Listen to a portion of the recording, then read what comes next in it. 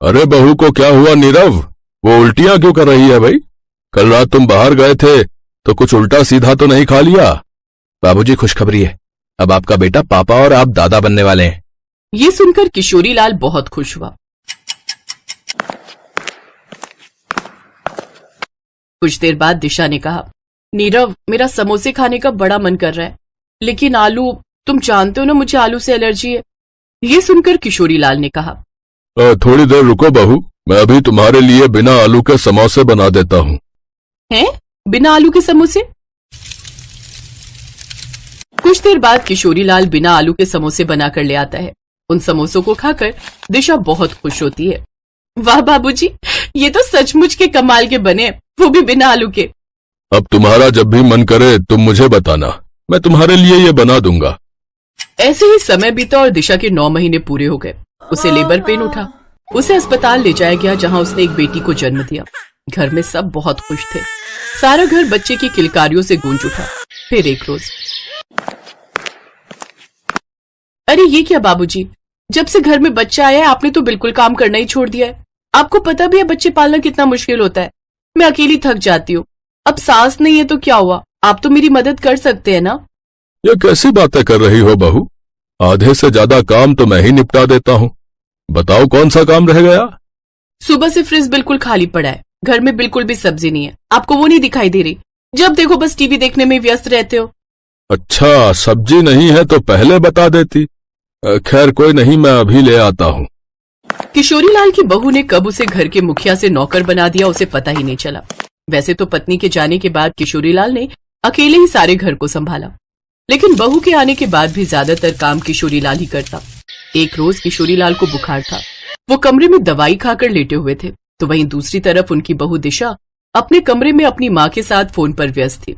ऐसे में उसकी 7 महीने की बेटी घुटनों से चलते हुए हॉल में कुर्सी के पास आ पहुंची, लेकिन जैसे ही वो कुर्सी पकड़कर खड़ी होने की कोशिश करने लगी, अचानक से कुर्सी पलट गई और वो कुर्सी उस बच्ची के ऊपर आ गिरी और उसके सिर में चोट लग गई। आवाज सुनते ही दिशा दौड़ती हुई आई और जोर से चिल्लाने लगी, हाय मेरी बच्ची, हे भगवान, बाबूजी, बाबूजी कहाँ हैं आप? कहाँ मर गए? जल्दी बाहर आइए। किशोरीलाल बुखार से कांपते हुए बाहर आया। बहू मुझे बुखार है, इसलिए दवाई खाकर आराम कर रहा था। सोए हुए थे या नाटक कर रहे थे? अच्छे से जानती हूँ, अब आपको आराम करने की आदत पड़ गई है, मुफ्त की रोटियां तोड़ने की। मुफ्त की रोटियां? और मैं? आज बहू ने मुझे मेरी औकात दिखा ही दी। इतना सुनने के बाद मैं इस घर में कैसे रह सकता हूँ? ये सुनते ही किशोरीलाल वहां से चला गया। अब वो रास्ते भर यही सोचता रहा कि वो मुफ्त की रोटियां खा रहा था, लेकिन अब उन्हें मेहनत करके रोटियां खानी चाहिए। ये सोचते सोचते वो बस में बैठकर मेरठ से दिल्ली अपने पुराने दोस्त धनपत की दुकान पर आ गए। अपने पुराने दोस्त को दुकान पर देखकर धनपत बहुत खुश हुआ। उसने झट से किशोरीलाल को गले लगा लिया। इतने सालों बाद तुझे देख रहा हूँ, कैसा है मेरे दोस्त? तू तो गांव छोड़कर शहर में बस गया, तुझे तो मेरी याद कभी आई ही नहीं। अच्छा, वैसे मुझे काम की जरूरत है, बोल देगा मुझे काम? लेकिन रिटायरमेंट की उम्र में काम? तुझे भला क्या जरूरत पड़ गई? किशोरीलाल उसे सारी बात बताता है। अच्छा तो ये बात है, लेकिन तुझे चिंता करने की कोई जरूरत नहीं है। अब से तुम मेरी दुकान पर बिना आलू के समोसे बनाने का काम शुरू कर दे। जो भी मुनाफा होगा आधा आधा बांट लेंगे। बोल मंजूर है? किशोरीलाल ने झट से हाँ कर दी। उधर नीरव ऑफिस से लौटा तो उसने अपने बाबूजी के बारे में दिशा से पूछा।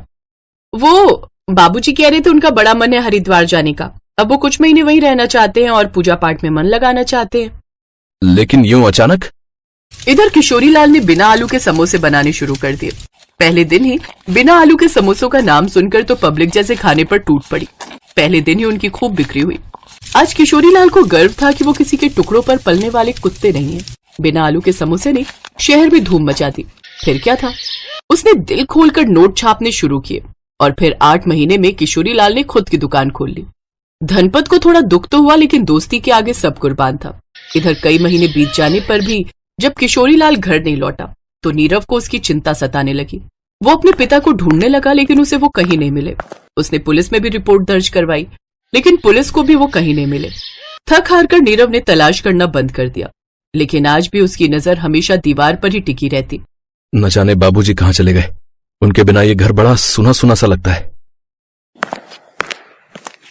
अब निकाला तो है नहीं उन्हें, अपनी मर्जी से गए हैं यहाँ से, और वैसे भी उन्हें आना होगा तो अपने आप आ जाएंगे। आप क्यों परेशान हो रहे हैं? वैसे भी आपकी बीवी और बच्चा तो है ना आपके पास, तो आप उनके साथ खुश रहिए। ये तुम कैसी बातें कर रही हो दिशा? वो मेरे बाबूजी होने के साथ साथ मेरी माँ भी थे। आज मैं जो कुछ भी हूं उन्हीं की बदौलत हूं। आज मुझे उनकी बहुत याद आ रही है। जी चाहता है उनके सीने से लग जाऊं।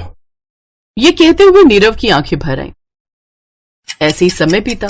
एक रोज नीरव को एक ऑफिस की मीटिंग के लिए दिल्ली जाना हुआ, जहां उसे बिना आलू के समोसों के बारे में पता चला। ये सुनकर उसे अपने पिताजी की बहुत याद आई। उसका बड़ा मन किया बिना आलू के समोसे खाने का। बस फिर क्या था, वो पहुंच गया उस दुकान पर। वहां पहुंचा तो उसने देखा काफी लंबी लाइन लगी ही थी। वो भी उस लाइन में खड़ा हो गया। जब उसका नंबर आया तो वो अपने बाबूजी को वहां देखकर चौंक गया। बाबूजी, आप यहाँ? नीरव मेरे बच्चे, तू यहाँ? बाबूजी, आप यहाँ? मैंने आपको कहाँ कहीं ढूंढा, पुलिस में रिपोर्ट करवाई, लेकिन आपका कोई पता नहीं चला। लेकिन आप यहाँ इस समोसे की दुकान में? ये सुनकर किशोरीलाल की आंखें भर आईं। बहू ने मुझसे कहा था कि बाबूजी आपको मुफ्त की रोटियां तोड़ने की आदत पड़ गई है। भला इतनी बड़ी बात को मैं कैसे बर्दाश्त कर पाता, इसीलिए चला आया यहाँ काम की तलाश में। क्या? लेकिन उसने तो मुझसे कहा कि आप हरिद्वार गए हैं। इसका मतलब उसने मुझसे झूठ कहा। अब उसकी खैर नहीं। नीरव घर पहुंचा और उसने तलाक के कागज दिशा को देते हुए कहा, ये लो दिशा, तलाक के कागज, इन पर साइन कर दो और निकल जाओ इस घर से। यह घर मैंने बाबूजी के नाम कर दिया है। क्या? तलाक? लेकिन क्यों? और बाबूजी तो... बहुत अच्छे से जानता हूं, वो हरिद्वार नहीं गए, बल्कि इसके पीछे तुम्हारा हाथ है। अब वो मुफ्त की रोटियां नहीं खा रहे, बल्कि दिल्ली जैसे बड़े शहर में बिना आलू के समोसे बेचकर खूब नाम और शोहरत कमा रहे हैं। ये सब सुनकर दिशा हैरान रह गई और वो कांपने लगी। उसने नीरव से हाथ जोड़कर माफी मांगी। मुझे नहीं पता था मुझे इस बात की इतनी बड़ी सजा मिलेगी। मैं कहता हूं जल्दी से तलाक के पेपर पर साइन करो। मुझे बाबूजी के पास ले चलो, मैं उनसे हाथ जोड़कर माफी मांग लूंगी। नीरव ने उसे मारने के लिए हाथ उठाया था कि किशोरीलाल ने उसका हाथ पकड़ लिया। बेटा, हमारे घर में औरतों पर हाथ नहीं उठाते, बल्कि उनकी इज्जत करते हैं। मुझे माफ कर दो बाबूजी, मुझसे गलती हो गई। आपके जाने के बाद मैंने आपकी अहमियत को समझा। अब से मैं आपको कभी कुछ काम नहीं करने दूंगी। अब आपको कहीं नहीं जाने दूंगी। किशोरीलाल ने उसे माफ कर दिया। उसने नीरव को भी दिशा को माफ करने के लिए कहा और ये कहकर किशोरीलाल वहां से जाने लगा। बाबूजी, आप कहाँ जा रहे हैं? बेटा, ग्राहकों को मेरे बने हुए बिना आलू के समोसों का इंतजार होगा। मुझे जाना होगा। तुम लोग बच्चों को लेकर आते रहना मुझसे मिलने। नहीं बाबूजी, अब आपके बिना हम भी यहाँ नहीं रहेंगे। अब हम भी आपके साथ दिल्ली में ही रहेंगे। नीरव भी अपना सब कुछ बेचकर अपने परिवार के साथ दिल्ली चला आया और किशोरीलाल के साथ वहीं रहने लगा। अब वो भी अपने बाबूजी का हाथ बटाने लगा। उन्हें खूब मुनाफा हुआ और उन्होंने खुद का एक बड़ा घर ले लिया। अब घर का सारा काम दिशा खुद करती। इसी तरह अब वो सब एक साथ खुशी खुशी रहने